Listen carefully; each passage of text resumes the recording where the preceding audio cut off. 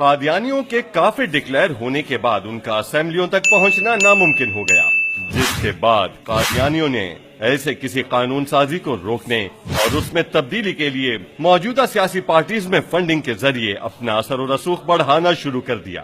M Q M کی حکومت قائم ہوگی، احمدیوں کی مسجدیں بناؤں گا۔ جو قادیانی حضرات ہیں یہ بھی ہمارے بھائی ہیں، ہماری بہنیں ہیں۔ Any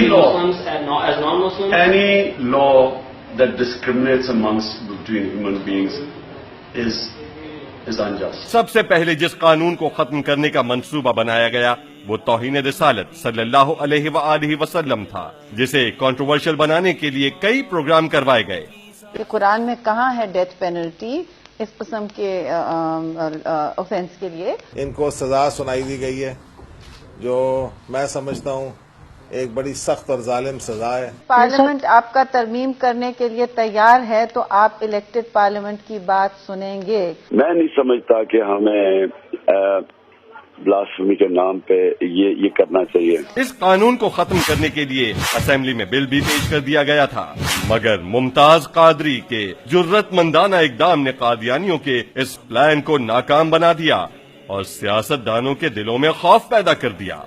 سیاست دانوں کے اس ڈر کے باعث قادیانیوں نے اسمبلی میں خود جانے کا فیصلہ کیا، لیکن اس میں رکاوٹ تھی۔ ختم نبوت حلف نامہ اور 7B اور 7C۔ قادیانیوں نے ان قوانین میں ترمیم کے لیے تمام پارٹیز میں لابنگ کی اور ایک 34 رکنی کمیٹی تشکیل دی گئی جس میں تمام بڑی جماعتوں کے نمائندے شامل تھے، جس کے بعد الیکشن ایکٹ کی آڑ میں ختم نبوت حلف نامے کو تبدیل اور 7B 7C کو آئین سے حذف کر دیا گیا۔ قادیانی لابی خوش، چال کامیاب۔ اس بار قادیانیوں کی سازش کو ناکام بنایا خادم حسین رضوی نے۔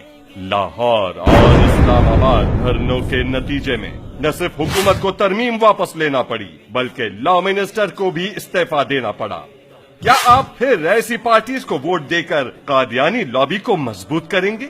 ہرگز نہیں۔ اب یہ قوم ان لوگوں کو ووٹ دے گی جنہوں نے تحفظ ختم نبوت کی خاطر 8 جانوں کا نذرانہ پیش کیا، 12,000 شیلز برداشت کیے۔